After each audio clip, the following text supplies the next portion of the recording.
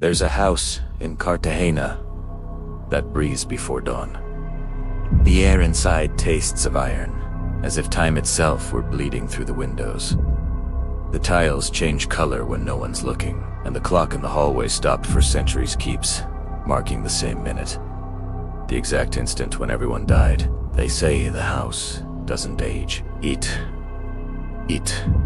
repeats. Each generation that crosses its gate believes it's beginning something new, but only finishes what began in 1736.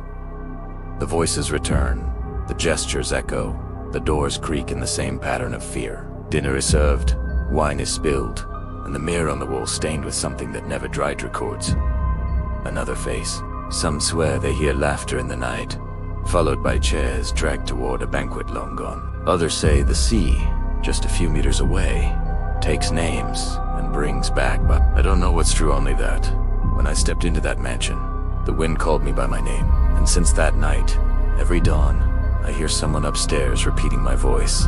The mansion never sleeps. Even when the wind stops, there's a faint sound, a hidden rhythm, as if the floor were breathing. They say the stones in its foundation came from ruins older than Cartagena, itself taken from a temple where time once bowed to forgotten gods. The walls are thick but leak a low murmur, something between a sigh and restrained laughter. The sun never enters fully. There's always a dim warmth, as if the air carried centuries of dust and mourning. I remember the first time I touched the wood of the main door. It was warm, alive, like feverish skin. It felt as though it recognized me. Since then, every step inside seems to reconstruct earlier footprints. No movement is truly mine. Everything has already been done, repeated, rehearsed. The house doesn't shelter me, it continues me. Cartagena, 1736. The city was still a feverish body, shaped by tides and sickness. The port smelled of salt and gunpowder, and the cathedral bells struck the hours with cruel precision. On the San Diego Hill, a Spanish merchant ordered the mansion to be built as proof of power and faith. Hew's wood salvaged from sunken ships and had each stone blessed, fearing the sea's evil spirits. But what curses a house isn't its material, it's the intent. He built it to contain, not to welcome. He sealed windows, raised walls, and buried coins beneath the foundation so fortune would never leave. He didn't know that by locking wealth inside, he trapped time itself. Since then, the house ages from within, but outside, it remains unchanged. There's a clock in the main hall that's never needed winding. It moves on its own but never forward. The hands tremble, wanting to move, then retreat, prisoners of an eternal second. I watched for hours, trying to understand the logic of that living stillness. There's no ticking, yet a sound persists barely. Audible the house's breath, maybe. I've come to think the clock doesn't measure time, but repetition. It counts how many times the house relives the same instant. Perhaps each turn of its hand is a memory trying to dissolve, but failing. And there, before that clock, with no future, I understand. Time inside this mansion doesn't flow, it folds. In the garden, flowers bloom and wither too quickly. Some mornings, everything is green and damp. Others, the same soil looks freshly burned. No gardener lasts long. They say the earth remembers past seasons and repeats them, an echo of older climates. I walked among the leaves and smelled wax and incense, signs of candles, long extinguished. Each fallen petal looked like a melted fragment of wax, as if the garden were a ruined altar. When the sea wind blows, it carries voices the ear can't understand, but the body remembers. And the body trembles not from fear, but from memory. There's a corridor that moves. Those who cross it swear it grows longer at night. Candlelight stretches, shadows multiply. Once, I marked the wall with my nail, just to prove to myself the path stayed the same. The next day, I found the mark but reversed, as if seen from the inside out. The house bends space, corrects time, forces you to doubt your own position. There's no north, no direction, only cycles. The more you try to leave, the more it brings you back to the start. That's how it keeps everyone inside of in the dead. Doors don't open, they decide. Some days, a single knock becomes an invitation. Others, The gentlest touch wakes a growl of rust in cold air. I learn to wait. The house understands. The night of the first massacre was too hot to exist. The air itself burned, and even the sea below trembled as if boiling. They say no wind blew that night. The city hung still, a lung frozen before the scream. Dinner was set, candles lit, and the guests spoke softly, afraid to wake the house. The patriarch, Don Mateo de Arriaga, raised his cup and made a toast no one remembers. Only the dry crack of glass breaking, a sound mistaken for thunder. Then silence, and a scream not human, not whole, a noise that seemed to rise from the walls themselves. When the servants entered, everyone was seated still, eyes open. No wounds, no reason. Only the scent of wine and blood, though none was spilled. Records from that time are a tangle of fear and contradiction. Father Alonso wrote in his diary that evil took the shape of a feast. He described a thick fog covering the house at dusk, windows fogged from the inside, and the cathedral bells tolling 3 times before midnight. He swore the sound came from the sea, but no one in the city heard it. Only the house. The priest tried to bless the place, but the holy water evaporated before touching the floor. When Don Came the body still sat at the table, and the clock marked the same moment the night began, 11:47 p.m. That's why, even now, when the wind shifts and the salt air invades, the cathedral bell rings 3 times always at 11:47. Mateo de Arriaga was a man of doubtful faith. He traded slaves and gold, but kept a private chapel where he prayed alone, locked for hours. Some said he spoke in tongues. Others, that he only listened. When he built the mansion, he brought with him an old mirror, salvaged from a burned monastery. The glass, they say, never cracked, only darkened, as if filled with smoke. He hung it in the main hall, facing the dining table. On the night of the massacre, the mirror was found spotless, gleaming, and it reflected a full room, though everyone was dead. None of the reflections matched what stood before it. The mirror showed something earlier, as if replaying a scene only it remembered. Rumors spread fast. Cartagena was a city of salt and superstition.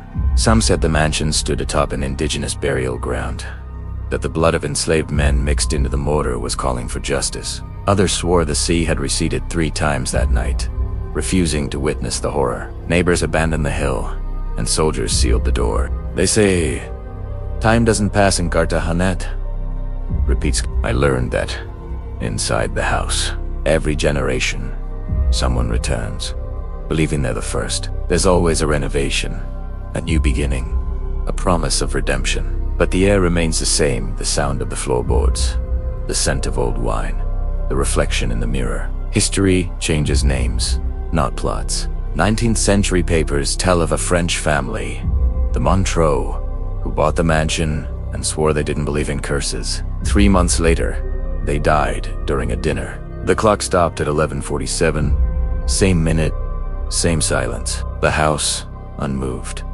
added another body of memories to the invisible pile of time. The voices always return. Sometimes in dreams, sometimes as a murmur behind the walls. They don't ask for help, they ask for continuation, as if they knew that the point isn't escape, but fulfillment. I've heard children laughing, and when I went upstairs, I found toys lined on the floor, dusty, sticky with the scent of burnt sugar. No child has lived there in 100 years, yet the sounds are vivid, recent. The echo has flesh, it almost breathes. The house doesn't just repeat it. Every noise is a memory retold in the present, as if the past were afraid to die alone. There's a strange feeling when walking those corridors, as if the space remembers you before you arrive. Doors open the moment the thought occurs. Footsteps echo before you move. I tested it once, standing before the great mirror, trying to outsmart the reflection. I blinked, slowly. It blinked first. The house anticipates, recognizes. Maybe each visitor is only a repetition with small errors, variations of an old face. That's what people call fate, perhaps. Or puni. The house is the mirror, and the mirror is the house.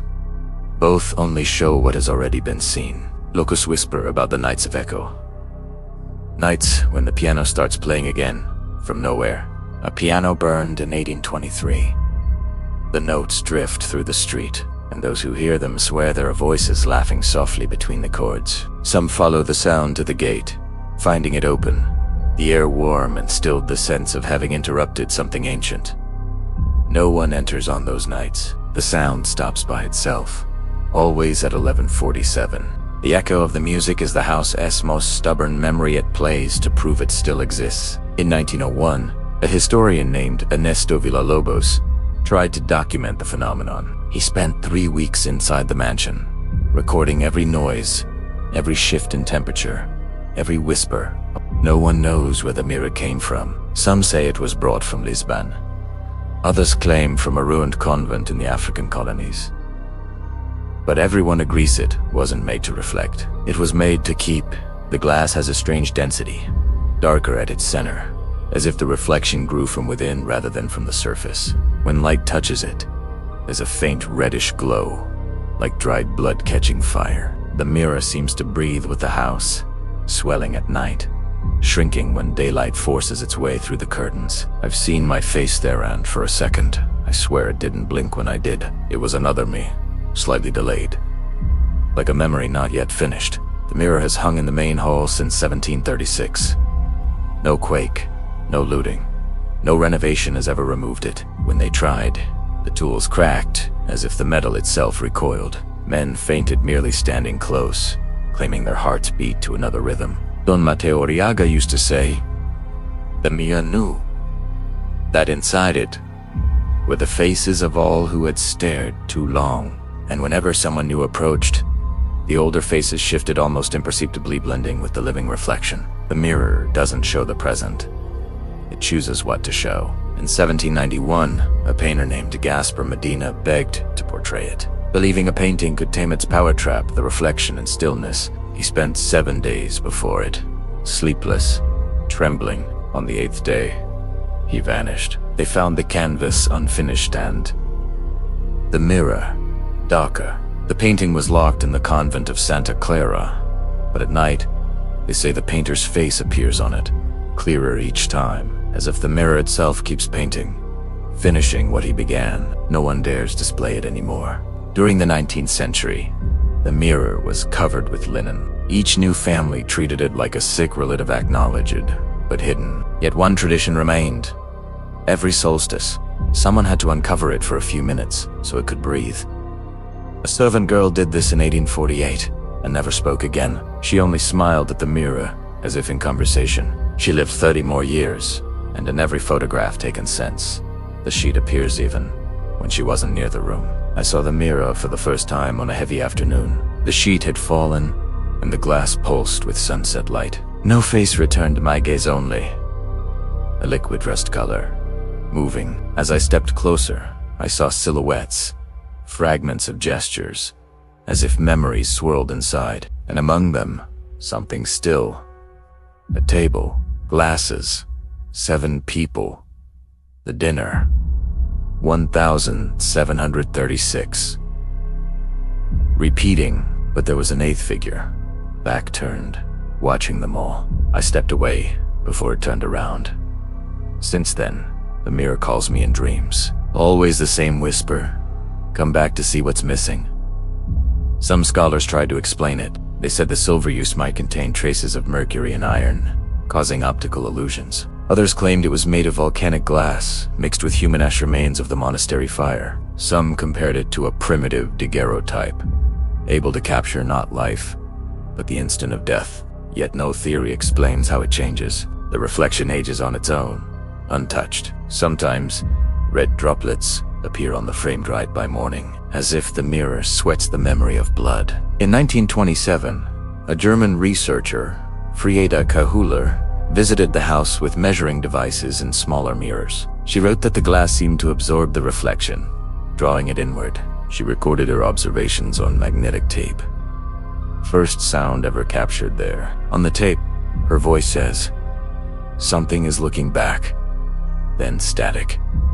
The tape was analyzed years later. The final frequencies contained 2 distinct heartbeats, overlapping. The mirror was once broken by accident in 1964. A visitor stumbled and struck it with a candlestick. The mirror shattered, but the reflection didn't. The cracks ran red like veins. On the floor, each shard showed his face, each with a different emotion. Laughter, fear, grief. He went mad within days, claiming every fragment called his name. They tried to bury the pieces, but by morning, they were back in the frame, whole again, stained with what looked like dried blood beneath the glass. Some say the mirror doesn't show the future, it decides the present. Every person reflected loses a fragment of memory, of time, of soul. A small lapses and forgetfulness. There, with a sense of being watched, it's the mirror collecting pieces, stitching lives together. It is a record, continuous, endless, where each face is another chapter. And maybe that's why no one can destroy it, because the mirror isn't bound to the house. It is the house, its surface, the eye through which she sees. Sometimes I stand before it, silent, not out of courage, but need. There, I finally understand.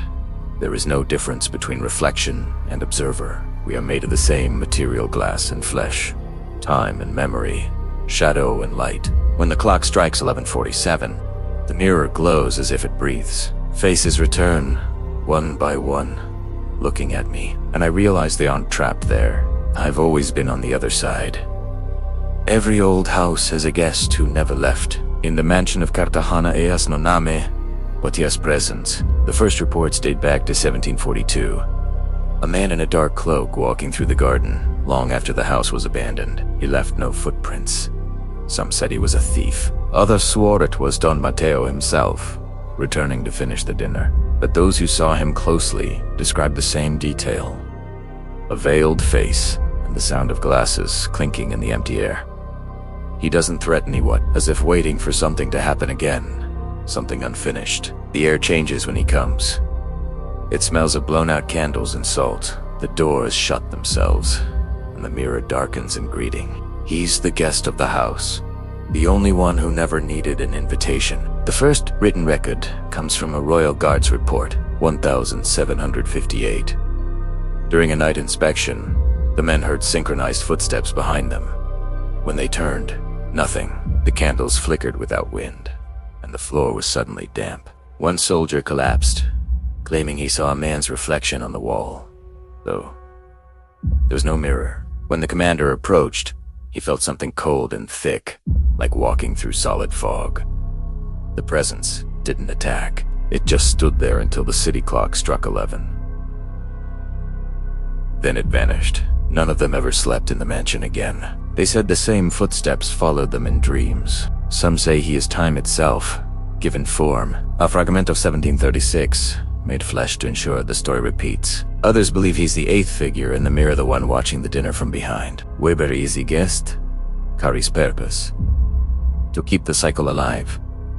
He appears before disaster, a shadow of warning. But the warning never saves. It's just part of the ritual, the inevitable prelude. Those who see him dream of the feast. Those who dream relive it.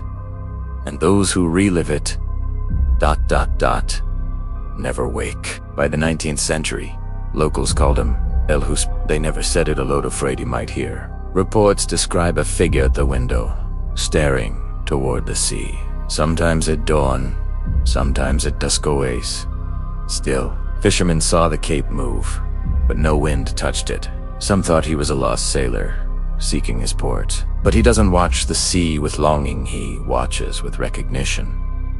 As if remembering when the sea still answered, and maybe, in silence, it still does. In 1889, a girl named Beatrice wrote in her diary, "There is a man who waits with me every night until the clock stops." She was 8. Her parents... Cartagena was never just a city. It was a portal. Ships brought more than cargo. They brought echoes. Every soul that stepped ashore left something suspended in the air. A prayer, a fear, a memory. The cobblestone streets still hold the sound of those ancient footsteps, and at night, when the sea breeze rises, you can hear whispers between the alleys. Salt eats away the walls but never erases what was said. The port always returns what the world tries to forget. Bodies, names, secrets.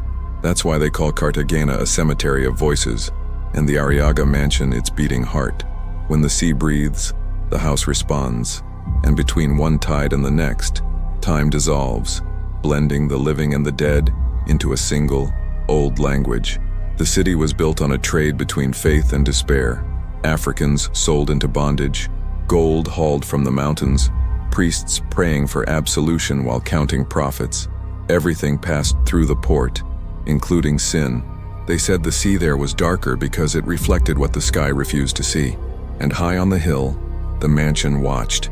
The Arriagas grew rich selling all that could be measured: bodies, souls, memories. But the house bought something too: time, paid in blood. Every ship left a tribute, an invisible shadow inside the walls, until the whole city lived under a tide of the unsaid. Old fishermen believed the sea had will. When a soul died unshriven, the ocean swallowed it for days, then returned it as mist. That mist rolled over Cartagena at dawn, making the port vanish. It was the sea returning what it wouldn't keep. The house from its hill breathed with it, sharing the same salted air. Sailors told of hearing chants from the direction of the mansion, woven with the sound of waves. No one understood the words, but all felt a chill not born of wind, a chill of memory, the same chill that comes before repetition. Some say the city and the mansion are the same, mirrors turned toward each other. The port, the liquid reflection; the house, the still reflection. That's why everything repeats. Ships leave and return, like souls in transit. The mansion's windows mimic the tide, opening and closing in rhythm with the waves. And the stories, passed through generations, are all retellings of one tragedy: humanity's attempt to bottle time. Cartagena is stage and grave, beginning and end, the same instant multiplied, and the mirror in the hall is only the sea's reflection turned inward. The port records list the missing, names that reappear decades later, unchanged.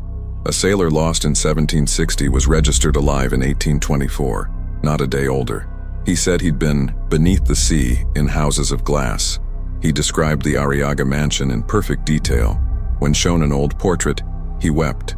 That's the place where sound never ends. He died 2 days later, his hands stained with rust. The doctor wrote undetermined cause, but the city understood. The sea had returned another. Sometimes the sea floods the streets without a storm. The water rises quietly, covering steps, erasing footprints. When it recedes, it leaves broken shells and red circles on the stones, like diluted blood. Locals call them the house's tears. They say the mansion weeps for the port, and the port weeps for her. It's an old exchange, a conversation that never ended. And those who listen to the waves on such nights realize it's not water striking, it's breathing. The whole city breathes with something that isn't alive, yet refuses to die. There's a bell on the pier that rings by itself. No one knows who placed it or when. It tolls 3 times before midnight, the same pattern Father Alonso heard the night of the massacre. Sailors call it the soul's bell. When it rings, the fish vanish and the air grows dense. It's as if the city holds its breath. Some say the sound travels from the mansion to the sea, others the reverse. Either way, time halts for a heartbeat, and in that silence, everything forgotten wakes. The elders never speak the city's name after dusk. They believe saying Cartagena aloud summons what sleeps beneath the waves. So they say, the old port, or the coast of remembrance. But the true name hums even in silence. It's the vibration that makes the sea shudder, that makes the mirror tremble. The city knows it lives in a loop. It knows the past isn't history, it's residence, and the present is only reflection, unstable, salted, doomed to repeat. Still, no one leaves. They all wait for the next tide. At night, from the mansion's balcony, the sea feels closer. You can hear the creak of phantom ships moored on the horizon. Sometimes a light drifts across the water, slow, silent, fading. Fishermen say their souls arriving. I say their memories returning. Each glimmer a fragment of what was, an echo of 1736 crossing centuries, disguised as reflection.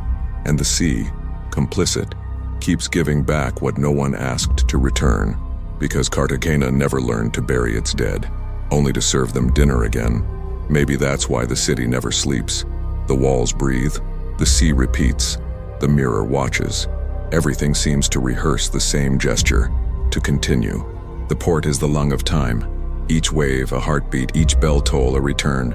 Those who live here don't age, they rewrite themselves. Cartagena doesn't belong to maps, but to memory. It's the point where time bends back to watch itself. And when the wind shifts, carrying the scent of iron and wine, I know, the dinner begins again. And the sea, outside, raises its glass. Her name was Inez Arriaga, last of a bloodline time tried to erase, but the house refused to forget. She arrived in Cartagena in 1971 from Madrid, carrying a silence heavier than her suitcase. She was 30, with the same face as the portraits in the hall. She claimed she'd come to sell the mansion, but she stayed. For 3 nights, she slept in an inn, avoiding the house after dark. Only after hearing the port's bell ring by itself did she climb the hill. The old key weighed like wet iron. The gate opened without resistance, as if it had been waiting. Inside, the air smelled of sealed time, and the clock, of course, read 11:47. Inez didn't believe in curses. She studied history and archaeology, carrying folders of family documents. She wanted to prove it was all domestic mythology, but the deeper she read, the louder the Arriaga blood called her. There were gaps in the records, dates repeating, signatures identical across centuries. She began to realize the past wasn't behind her, but around her. She dreamed in Old Castilian, woke to footsteps above her room, though she was alone. One morning, she found a small pocket mirror on the bed, the same from Beatrice's diary. She turned it over, and swore she saw her own face facing away. With time, Inez grew to resemble the women in the mansion's portraits. Same eyes, same stance before the mirror. Locals whispered she spoke to herself, softly, answering questions no one asked. Some said she communed with the dead, others that she merely listened. But everyone agreed something in the house had changed. The sealed windows now opened at night, and the long covered mirror began to breathe again. Inez cleaned it daily, with cloth dampened in wine and salt. Each time old handprints reappeared on the surface, one by one, as if the mirror recognized its mistress, or her continuation. She believed she could end the cycle. She wrote everything in old notebooks, mapping the impossible. Then she decided to recreate the dinner of 1736, believing a conscious repetition would free the house from unconscious ones. She invited 7 guests, scholars, friends, skeptics. She set the table as described, the same dishes, the same glasses. At 11:47, she raised her cup. The mirror flashed, the candles died, the clock stopped, and the silence that followed wasn't empty, it was breathing. The next day, no one, the table intact, the wine still fresh, and the mirror fogged with condensation. On the wall, the old portrait of Don Mateo now bore her face. Police recorded 8 missing persons, no signs of struggle, but neighbors swore they heard laughter and glass clinking until dawn. Inez was never found. Some say she fled, others say she crossed over, but those who passed the hall claimed to see her in the mirror's depth, calmly serving wine, as if she finally completed the ritual. Decades later, a woman identical to her appeared in Cartagena. Same face, same voice, different name. She claimed to study colonial architecture and asked to see the house. The guide said she stood before the mirror for nearly 10 minutes, then smiled and whispered, "Dinner's over." When she turned to leave, her reflection stayed. The guide fainted. When he woke, she was gone. But the mirror showed 2 glasses, one full, one empty. Since that night, the clock ticks again. Some say Inez never tried to break the cycle. She ended it from within, that she accepted the house's role and became its guardian, the bridge between centuries. Maybe she realized the only way to stop the echo is to become part of it. Blood recognizes blood, and memory always returns to the body that understands it. The mansion stands untouched, as if awaiting another return. Sometimes tourists find drops of wine on the floor that never dry, or a small mirror turned face down. Subtle signs the heiress still serves at the table, patiently. Police archives contain a strange record. A fisherman's statement, 1972. He claimed to see the woman of the mirror walking over the sea. She wore an old dress and smiled, as if recognizing herself. No body was found, but footprints led toward the ocean. The report was filed, impossible to verify. Still, every night, the waves draw the same pattern before the hill. 7 small circles, one larger in the middle. The dinner, replayed in water, and in the center the reflection of a woman still waiting. I think of her sometimes, Not as a victim, but as an answer. The house demanded continuity. She offered presence. The sea returned memories. She returned silence. Some call it a curse, but maybe it's just memory doing its work. Cartagena needs witnesses, and Inez agreed to be one. Sometimes when the bell tolls, I feel she's still serving wine in some parallel hour. And when the wind changes, the mirror exhales. Perhaps the cycle never ends. It simply learns new faces. There are nights when the house speaks, not with words, but with a rhythm that hums inside the walls, as if every brick had a throat. The sound is wet, muffled, sometimes coming from the wood, sometimes the ground. At first I thought it was wind, or the sea, but wind doesn't whisper names, and the sea doesn't imitate human breath. The walls do. They breathe. By day they seem calm, but at night they hum, low and steady like someone dreaming. Sometimes laughter, sometimes the drag of unseen chairs. The house speaks because it refuses to forget itself. I began walking with a lantern, following the sound. The oldest corridors, the ones near the hall, were the most alive. Pressing my ear to them, I could hear stories. A woman praying, a man begging, the soft clash of glasses. But what unsettled me most was hearing my own voice among them. Sentences I never said, spoken in my exact tone. The walls record, repeat, distort. There is no silence inside them. They're made of compressed memory, and memory, when pressed, sings. When I step away, the sound follows. And sometimes I think it's me echoing through them, not the other way around. One night I recorded it. I left the recorder on the floor and sat before the oldest wall, the one near the mirror. I waited. For minutes. Only the sea. Then a sequence of dry pops. Wood expanding. Then a voice. Low. Female. Calling my name. 3 times. Then silence. The next morning I played it back. The voice whispered something else. You're here too. Since then, I never sleep with my back to the walls. The walls keep time like bodies keep warmth. Some spots feel denser, still breathing the instant of the massacre. Damp air, rust, the faint scent of old wine. It's as if evaporated blood mixed with the plaster. Once I touched a patch and felt a pulse, a slow, steady beat. I stepped back, and every time the clock hits 11:47, the sound shifts. Deeper, human. The whole house vibrates, remembering its trauma, and unwillingly I vibrate with it. Architects say it's explainable. Salt air, porous lime, resonance. But they can't explain why the voices say names, or why the replies come from inside even when no one speaks. An engineer once shouted to test the echo. The wall answered, with her own word, "Come back." She ran and never returned. Her report ends abruptly, blotted by a dark stain. Maybe ink, maybe not. Sometimes I wonder if the voices seek to communicate, or just persist. They carry an old patience, the kind born from pain, not asking for help, only to exist. Not all are human. Some too deep, some like creaking wood with the rhythm of speech. It feels like standing in an invisible choir, each sound from a different century. And in the center, something conducts, something that keeps the beat. The clock, perhaps, or the house's heart, still trying to live. One night I heard singing, choruses rising from below, from the stone foundations where air never moves. I went down with my lantern. The light shook with the sound. No words, just vibrations, like breathing through stone. When I reached the bottom, the sound stopped. The silence that followed was worse. Alive, waiting. The wall rippled, as if something inside wanted out. I left without looking back. The sound stayed inside me. Some mornings the voices leave marks, tiny cracks etching strange patterns like shifting music notes. A musician tried to transcribe them. When he played the melody, he fainted. He said he recognized the tune. It was his mother's lullaby. Since then, the fissures align at ear height, as if begging to be heard, and each person hears something different. The house speaks in the listener's tongue. It chooses the language of memory. Cartagena tries to ignore the mansion's sound. But on humid nights when sea wind drifts in, the whole city hums with it. Walls tremble, bells echo, dogs fall silent. It's as if the echo spread, turning the city into one great body. The mansion, the port, the homes, all pulsing in sync. People say, it's just the wind, but wind doesn't say your name. And I've learned to tell the difference. It isn't sound, it's remembrance, insisting on being felt.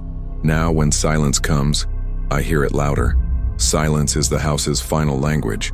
The voices fade, but the air keeps vibrating, waiting for my reply. The wall in front of me pulses slow, like a living organ, and I realize there's no inside or outside, only reverberation. I am the sound it makes, and it, the echo of my thought. There's no boundary between flesh and lime, memory and wall, only the unbroken hum of what never ended. The voices aren't in the walls, they are the walls, and now I am too. Every tragedy needs an hour. In this house, it's always the same. 11:47 p.m. That's when the clock stops. The mirror glows and the wine exhales its metallic scent. The table sets itself as if invisible hands still serve the feast. There are always 8 plates, 7 guests and 1 host. The face that changes but never the role. Each generation thinks it's the first to sit here, but none realize the dinner never ended. The bread is the same, the wine the same, and the air burns the same as it did 3 centuries ago. The house simply replays the moment that never passed, and we, without knowing, are served by time, until time decides to dine on us. The table is long, dark wood lined with thin scars. Each chair bears a name beneath it, names that fade, then return. The main goblet, made of ruby glass, holds a liquid that never dries. They've tried cleaning it, but the cloth always returns stained. Some say it's just wine, others, that it's blood aged into ritual. During dinner, candlelight reflects off feverish faces. Conversations remain polite, but the silence outweighs them. The air feels graveyard thick, and between the laughter, there's breathing. One more than the number of guests. The guest who never left. I've been there once. Not by choice, I was called. The house lured me with footsteps in the hall, and suddenly I stood before the table. Chairs empty, wine poured. I sat, not knowing why. The clock read 11:46. When the hands met, I heard cutlery click. The chairs slid one by one, filling themselves. Their faces were pale, but familiar. All turned to me with a painful calm, and the voice came. From all, from none. You were missing. There was no hunger, no thirst, only the act of eating. Plates filled themselves. Wine poured without touch. Each sip stole something. Memories, dates, fragments of me. The more I drank, the more the host's face became mine. No one there was different. Echoes layered over centuries, playing the same part. The supper wasn't repetition, it was continuation, a banquet for those who refused to die. When it ended, the host lifted his glass and said, "To the mirror." We toasted, and the reflection opened like a doorway. Tradition says that after the toast, the mirror decides. Some vanish, others remain, trapped within reflections no one else can see. The dinner ends without screams, only the faint ring of glasses against emptiness. Candles go out. The clock resets for the next cycle. But that night something changed. The clock never started again. The air hung still as if time had swallowed itself. And I understood. The house doesn't kill. It preserves. It turns everything into memory, into echo. I didn't die that night. I simply stopped belonging to time. When I woke, I was alone. The table intact, the wine calm, the mirror clean. But beside me, a plate and a folded note. A list of names. Mine was last. The ink still wet. On the back, a line. Who eats of time is eaten by it. Since then, clocks betray me. Minutes repeat, days blur. And every night at 11:47, I hear the glasses calling. The final supper isn't an event. It's a breathing ritual, renewed in stillness. Each generation tries to end it, but it never wanted ending. It wanted witnesses. The house survives through those who watch. To see is to join. The plates multiply, chairs increase. There's always room for one more. The house feeds on presence, not blood. Maybe that's why it endures. Because there are still those who enter. Still, those who look. In Cartagena, they say church bells ring at midnight, but the city's bells haven't rung in decades. The sound comes from the hill, where the mansion sleeps by the sea. The echo rolls down the streets. Dogs fall silent. Some say it's the wind. Others, the call to dinner, a reminder for the living. No one climbs the hill after that sound. But each dawn, new footprints mark the gate, and on the clock's glass, fresh drops of wine, as if someone's still serving. Now I know the supper never ended because it never began. It is the house's heart, the pulse keeping it suspended. Each toast, a reenactment. Each breath, an invocation. No one joins without being unmade. Maybe that's the meaning. Eternity isn't a line. It's a circle that feeds on itself. Cartagena sleeps, but the mansion remains set. Sometimes I hear the sea echo the sound of glasses, and when the wind shifts, I taste the metallic sweetness of wine. Time, finally, serving its own feast. The clock never ticked again. For weeks I tried to wind it, fix its gears. Nothing. It was as if time had lost interest in us. The mansion lived in suspension, breathing shallowly, like a body in coma. Sounds remained, the dripping wine, the distant steps, the sea pressing on the glass, but nothing moved. Shadows froze, candles burned without ending, and through the window the sun refused to rise. The horizon was a painting caught between night and dawn. Then I understood. It wasn't the clock that stopped. It was everything. I walked through the streets expecting life, but Cartagena was silent, thick with stillness. Doors open, markets untouched, ships frozen at the port. No wind, no waves. The sea was a dull mirror, and I, the only moving reflection. I reached the plaza, where the bells once marked the hour. There they were, suspended mid-swing, trapped in their own sound. Between them, the air shimmered like breath inside glass. I called out. My voice didn't echo. It was absorbed, like it had never existed. I returned to the mansion, the gate ajar, the air denser than the outside world. Inside, everything stood as it had the night of the supper. The glasses, the wine, the mirror. But the silence now felt aware, like it was watching me. I walked slowly across the hall, feeling the floor tremble beneath. Each step echoed twice, as if I wasn't alone. Then I noticed the portraits on the walls had changed. Their eyes followed perfectly, and in each, the same detail, a stopped clock marking 11:47, the hour that swallowed the world. Down the corridor, rooms stood open. Inside each, frozen gestures. A woman combing her hair, a man pouring wine, a child gazing out the window. None moved, their skin warm but motionless. The air around them vibrated faintly as though time tried and failed to restart. Then the worst realization. My own watch read 11:47, its second hand motionless. And suddenly I understood. I wasn't observing stillness. I was part of it. Back in the hall, the mirror waited. Its surface no longer showed the room but the sky, the sea, the unmoving world. And inside it, movement. They were all there. The living, the dead, the forgotten, laughing, dining, alive.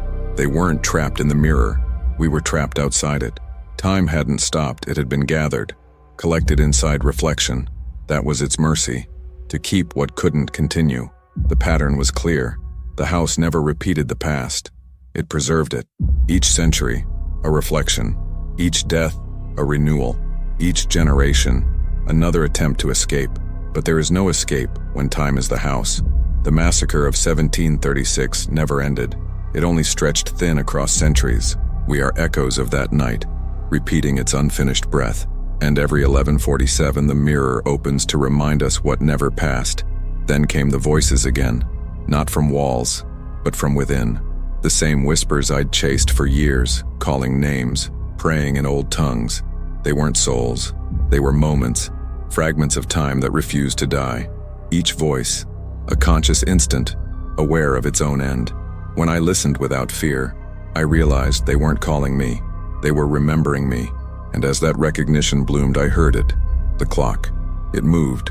Once. The house shuddered. Candles went dark. The air exhaled. Outside, the sea returned, waves breaking softly. Seabirds screamed. The sun rose. But the clock still read 11:47. Time had returned, but not the same. It was new, reshaped by memory. Cartagena breathed again, and the mansion, with me. Now, when I tell this story, no one believes it. They say clocks break, not worlds. But I know, because since that day everything happens too slowly. The voices are gone, but I feel the mansion's pulse in my chest, as if part of me remained seated at that eternal table. Time flows again, but not completely. Perhaps that's eternity, a minute that never ends, living quietly inside the others. And we, repeating what we once were, thinking it's now, history, disguised as presence. Cartagena woke that morning under a different sky, heavier, older. The sea moved again, but silently. The mansion stands untouched, Still breathing beneath the dust of centuries, the mirror remains, glowing faintly at night, and those who dare to look see the same as I did. A stopped clock, and a world remembering how to move. The daytime stopped wasn't the end. It was remembrance beginning, and ever since everything that lives here lives there too, between reflection and the real, where time rests to dream. If this story gave you chills, leave a comment telling me where you're watching from. Hit the like so I know you survived the supper, and share it with someone brave enough to look into this house's mirror.